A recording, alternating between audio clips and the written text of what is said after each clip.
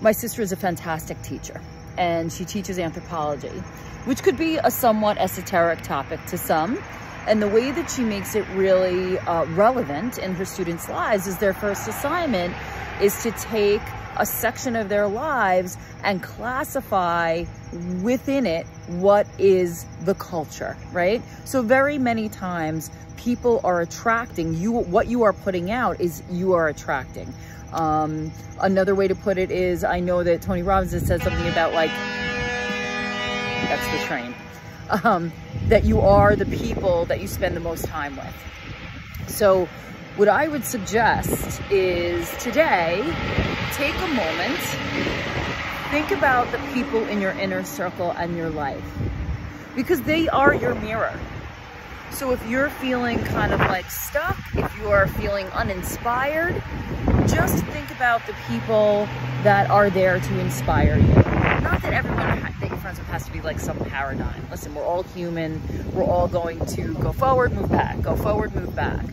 But the energy that you emanate is going to coordinate with someone. Like, so for example, the people that you attract. In my marriage, when I was young, what we had filled in some of our really hurting pieces. But what happens with that is when you're both looking to each other as a solace to your trauma, what starts out as a bomb is eventually going to turn into a weapon. And what was something that took away the pain is now going to be a cause of the pain. And because it's happened so gradually and you're so used to it, that pain becomes a signature and a marker for either love, or that's what you think marriage is, or you just think that's normal. Like, that's what you think. You think that it's what you know. It's what your body recognizes as relationship.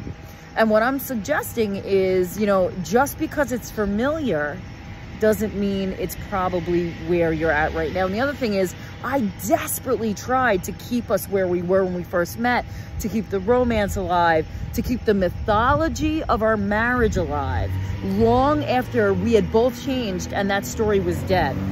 And it's amazing what the mind and ego will do, the stories that it will invent to keep those stories true. So, a couple of things, lots of points here. What you emanate, you're going to get back. If you find that you are attracting wounded partners, or you're attracting people that are a little toxic, it's time to look inward at your own toxicity. It's time to look inward at your own wounds.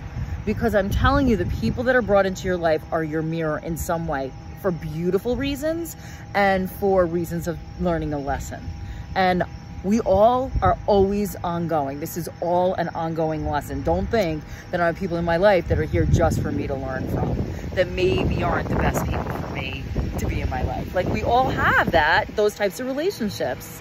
And I would also further say, when you're used to that kind of dysfunctional relationship, you get nostalgic. I've said this phrase before. You get actually nostalgic for the toxicity, because it's what you're used to. It's what you think in certain cases fucking love is, right? It's like, wow, that nail that you keep hammering to the back of my neck really hurts, but I am familiar with it.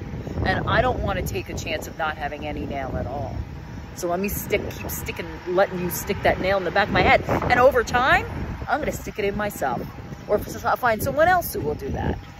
So be gentle with yourself in this discovery period, but be ruthfully honest.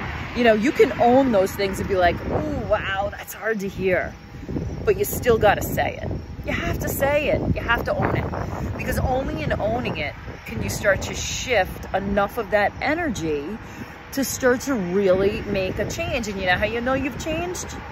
When the people that are brought into your life and vibrationally match you are everything aspirational for you. Again, not everyone is always going to be that. There's always more lessons to learn.